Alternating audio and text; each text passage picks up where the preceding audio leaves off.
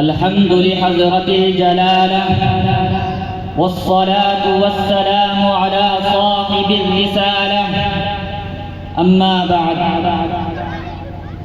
مسلک اہل سنت والجماعت احناف دیوبند سے تعلق رکھنے والے غیور نوجوانوں،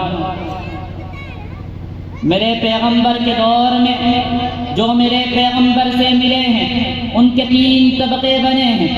ایک طبقہ تو وہ ہے جس نے پیغمبر کا کلمہ تو پڑھا لیکن پیغمبر کے گھر کا فرد نہیں، اس کو اصطلاح میں اصحاب پیغمبر کہتے ہیں۔ ایک طبقہ وہ ہے جس نے پیغمبر کا کلمہ بھی پڑھا، پیغمبر کے گھر کا فرد بھی ہے لیکن پیغمبر کا جزو بدن نہیں، اس کو اصطلاح میں ازواج پیغمبر کہتے ہیں۔ ایک طبقہ وہ ہے جس نے پیغمبر کا کلمہ بھی پڑھا، پیغمبر کے گھر کا فرد بھی ہے اور پیغمبر کا جزو بدن بھی ہے، اس کو اصطلاح میں آل پیغمبر کہتے ہیں۔ دیوبند والا اصحاب پیغمبر کو بھی مانتا ہے، ازواج پیغمبر کو بھی مانتا ہے اور آل پیغمبر کو بھی مانتا ہے۔ ان سب کے بارے میں قرآن کہتا ہے ان اللہ اشتری من المؤمنین انفسهم واموالهم بان لهم الجنہ۔ اللہ نے اصحاب پیغمبر کو، ازواج پیغمبر کو، آل پیغمبر کو جنت کے بدلے خرید لیا ہے۔ آپ کہو گے ان میں اوصاف کیا ہے، کمالات کیا ہے، ان کو جنت کے بدلے خریدا جا رہا ہے۔ قرآن کہتا ہے یقاتلون فی سبیل اللہ فیقتلون ویقتلون، کہ اللہ کے راستے میں اللہ کے دشمنوں کی جان لینے کے لیے جاتے ہیں، لیکن اگر جان لیتے ہوئے جان دینی پڑ جائے تو خدا کے لیے جان دے بھی دیتے ہیں۔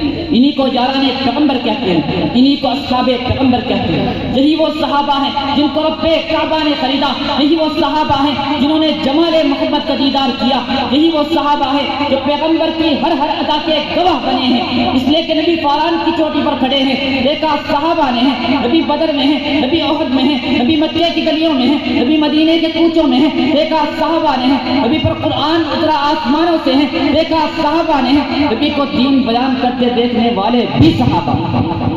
اس لیے میں کہا کرتا ہوں اگر صحابہ کو درمیان سے نکل دیا جائے تو پھر قرآن نہیں رہتا، پھر دین نہیں رہتا، پھر شریعت نہیں رہتی۔ تو پتہ یہ چلا صحابہ کو ماننا، ان کی تعظیم کرنا عین ایمان ہے، دین کا اہم ترین حصہ ہے۔ لیکن افسوس یہ ہوتا ہے آج کا بے ایمان سوشل میڈیا پر بیٹھ کر صحابہ کی عزت پر تبصرہ کرتے ہوئے کہتا ہے کہ صحابہ ایمان والے نہیں تھے، سب صحابہ نعوذ باللہ مرتد ہو گئے تھے، صرف 4 باقی رہے تھے۔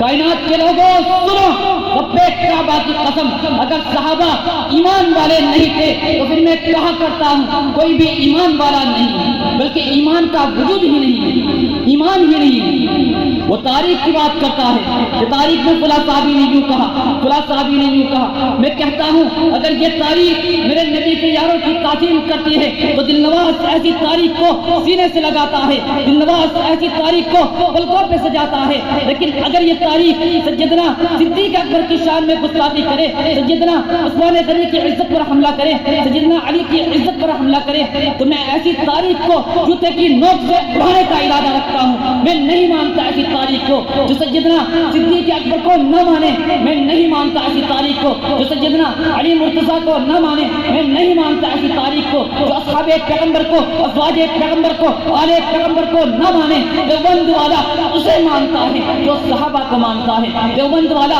اسے نہیں مانتا جو صحابہ کو نہ مانتا۔ اس لیے کہ اللہ نے قرآن کریم میں صحابہ کو رضی اللہ عنہم ورضوا عنہ کہہ کر بتلا دیا دنیا والوں میرے نبی کے صحابہ پر کیچڑ مت پھینکنا، اس لیے کہ ان کو دنیا ہی میں خدا کی رضامندی کی سند مل چکی ہے۔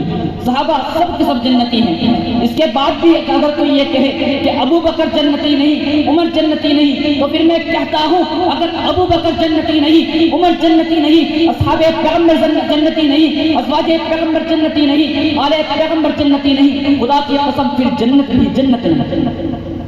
حضرات اگر صحابہ کا واسطہ درمیان سے ہٹا دیا جائے تو پھر قرآن نہیں رہتا، پھر دین نہیں رہتا، حتیٰ کہ ہمارا ایمان بھی ایمان نہیں رہتا۔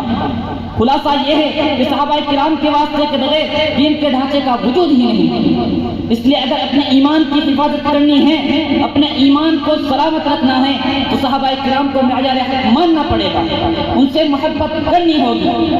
کسی شاعر نے کیا ہی خوب کہا ہے، اسلام کی عظمت کے منارے ہیں صحابہ، اسلام کی عظمت کے منارے ہیں صحابہ، اگر چاند محمد ہے تو ستارے ہیں صحابہ، ہم شوق سے یہ کہتے ہیں کہ ہمارے ہیں صحابہ، واللہ ہمیں جان سے بھی پیارے ہیں صحابہ۔ اللہ تعالی ہم سبوں کو صحابہ کرام کو معیار حق ماننے اور ان سے محبت کرنے کی توفیق مرحمت فرمائے، آمین۔ وآخر دعوانا ان الحمد للہ رب العالمین۔